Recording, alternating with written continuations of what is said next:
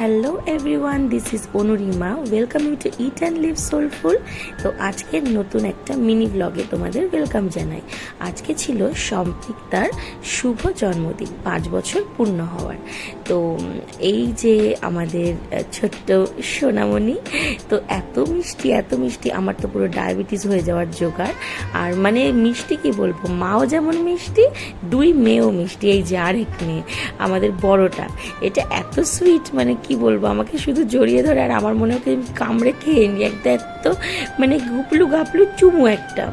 তো এই চলো এবার আমি চলে আসি আস্তে আস্তে খাবারের পাল্লায়। ঠিক আছে, তো খাবার আমাকে তো ছাড়বে না, তো খাবারের পাল্লায় পড়লে আমি তো পাগলই হয়ে যাই। তো তোমাদেরকেও একটু মাথাটা খারাপ করি। তো ফার্স্টেই ছিল তোমার ফিশ ফ্রাই। তো এটা ফিলেট দেওয়া ছিল না, এটা ছিল মিন্সড ফিশ করা। ঠিক আছে, তো কিন্তু টেস্ট কিন্তু ভীষণ সুন্দর ছিল, আর মাছটা এত ফ্রেশ ছিল, ফ্লেভারটা দারুণ আসছিল। And I must say it was very soft from inside and crunchy from outside. খুব সুন্দর খেয়েছে।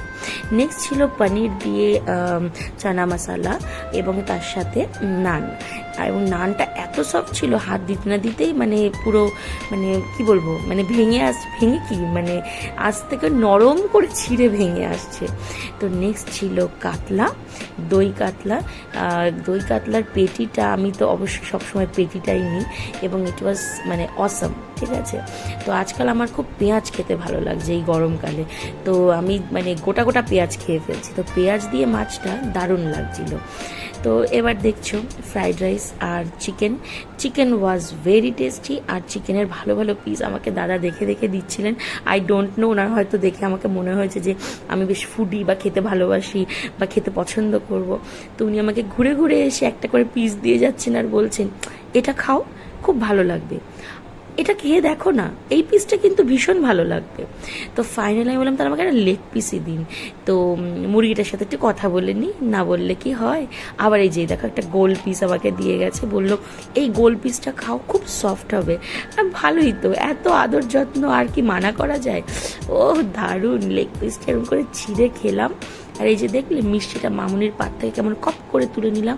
আমার মিষ্টি এমনি অতটা পছন্দ নয়, তারপরে আবার অনুষ্ঠান বাড়িতে সব কিছুর পর মিষ্টি খেলে আমি শেষ। আর এই পাইনঅ্যাপেল চাটনিটা ছিল চরম, এক কথায় চরম।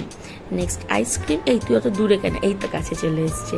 তো সব কিছু খাওয়া দাওয়া কমপ্লিট হলো, আর সোপ পেপারটা কি সুন্দর করে ডিজলভ হয়ে গেছে, আমার বেশ ভালোই লাগলো ব্যাপারটা। তো দেন ফাইনালি আইসক্রিম খেয়ে আমি আমার কাজ সেরে ফেললাম। দেন টাটা বাই বাই করে আমরা ট্রেনে করে ফিরে গেলাম। এবার যখন ফিরছিলাম, রাত্রির 9টার ট্রেন ছিল, একদম ফাঁকা, কোনো লোকজন নেই। কাশ এরকম সারাদিনের ট্রেনটা যদি হতো। এর পরের মজার কথা শোনো, বাড়ি এসে দেখছি আমার ছেলে আর আমাকে চিনতেই পারছে না। কি ব্যাপার, চিনতে পারছো না? মাম ঠাম্মি কাউকে চিনতে পারছো না? কি পাবলিক তুমি, তাও চুপ করে বসে আছো। যে অচেনা লোকের সাথে যাচ্ছি একটু কাঁদি, সেই সব কোনো ইনসিকিউরিটির ব্যাপার নেই। আমরা এমন কি মেকআপ করেছি বলো, মামুনি বা কি এমন মেকআপ করেছে, ও আমাদের ওই পচা নাইটিতেই দেখতেও পছন্দ করছে, বুঝতে পারছো?